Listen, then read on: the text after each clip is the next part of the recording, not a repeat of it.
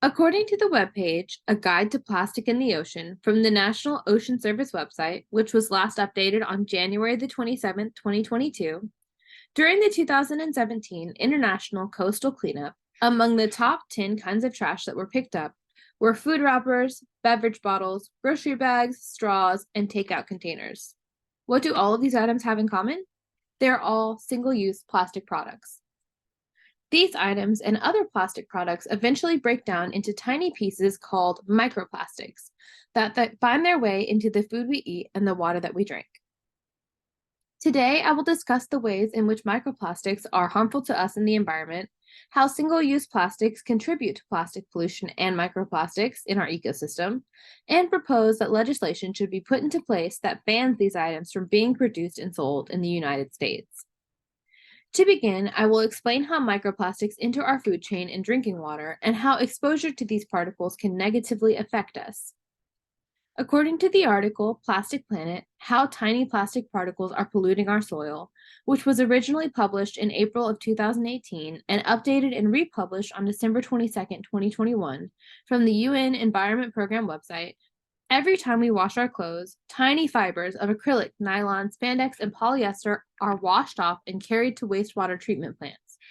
More than 700,000 plastic fibers could be released during each cycle of a washing machine. The article goes on to explain that plastic particles persist in sewage sludge, which is often used as fertilizer. And this is another way that microplastics can enter our food chain by being absorbed into our crops. Another way they can enter into our food chain, according to the page What Are Microplastic from the National Ocean Service website, which was last updated on January 26, 2023, is aquatic life and birds can mistake them for food. When we catch and eat food from the ocean that has eaten microplastics, we are eating microplastics. And ingesting these microplastics is bad for our health. In the article, Health Effects of Microplastic Exposure, which was published to the National Library of Medicine's website on April 20th, 2023, Youngjin Lee et al. State that microplastics can affect various systems in the human body, including the digestive, respiratory, endocrine, reproductive, and immune systems. Some examples of ways that microplastics can harm us that they stated in the article: physical irritation to the gastrointestinal tract, which may eventually become inflammation.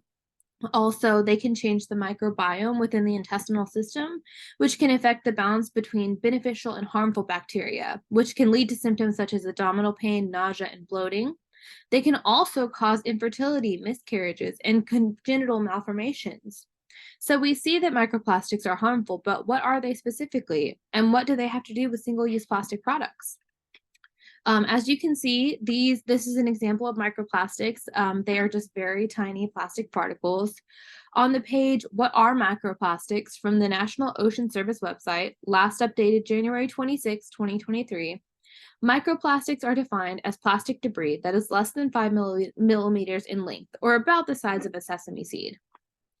In the article Single-Use Plastics 101, published to the National Resources Defense Council website on January 9, 2020, the author Courtney Linwall states that we produce 300 million tons of plastic each year worldwide, and single-use plastics account for half of that. She also states that 91% of all plastic waste is not recycled and ends up in landfills or in the environment. Because such a large portion of the plastic pollution in our environment comes from single-use products, legislation banning the production and sale of these products will help to reduce the microplastics in our environment. And we can see these plastic bans working in other places. For instance, the article Really Encouraging Plastic Bag Bans Work says campaigners, Where is Europe Lagging Behind? From Euronews.com, which was written by Charlotte Elton and published on May 4th, 2023. Currently, over 100 countries have a full or partial ban on single-use plastic bags, and these bans, according to Elton, have been highly successful. She explains that a ban on thin single-use plastic bags in California reduced consumption by 71.5%. And then she goes on to tell the story of a 2022 annual beach clean in New Jersey, where a plastic bag ban had been recently introduced. The number of plastic bags collected dropped 37% in comparison to the previous year. The article How Plastic Bag Bans Impact the Economy from thisisplastics.com claims that a plastic bag ban will negatively affect the economy and that officials overstate the environmental impact of these policies.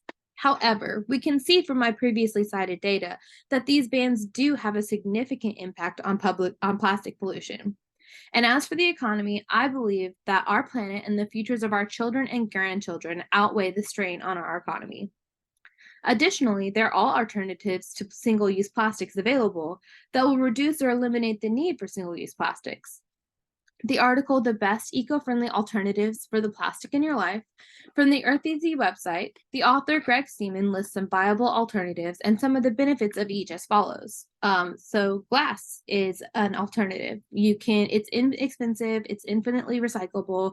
You can upcycle things like food containers, jam and pickle jars into food storage or drinking glasses. I use them to propagate plants. Food grade silicone, specifically made without plastic fillers. They're primarily made of sand. It's flexible and durable and heat tolerant. Bamboo, to replace tableware, drinking straws that are made out of plastic. It's lightweight, durable, and compostable. And then cardboard and paper for packaging purposes. It's recyclable and compostable. He also mentioned some interesting natural alternatives, like some packaging options such as mushroom packaging, seaweed-based packaging, pressed hay, or banana leaves. In conclusion, a plastic bag would be effective for the purpose of plastic pollution and ultimately reducing the microplastics in our environment. Microplastics find their way into our food chain and drinking water and can be harmful to our health and the health of our ecosystems. These particles are formed from plastic pollution breaking down into tiny pieces. Much of the plastic debris that breaks down into these pieces comes from single-use items. Therefore, a single-use plastic ban would be effective in reducing the microplastics in our environment and that we are exposed to. According to a guide to plastic in the ocean from the National Ocean Service website, which was last updated January 27, 2022, plastic never decomposes and stays on our planet indefinitely. This plastic ends up in our environment, wreaking havoc on our ecosystems. If we want to keep this planet as healthy as possible, a single-use plastic ban is necessary. Thank you.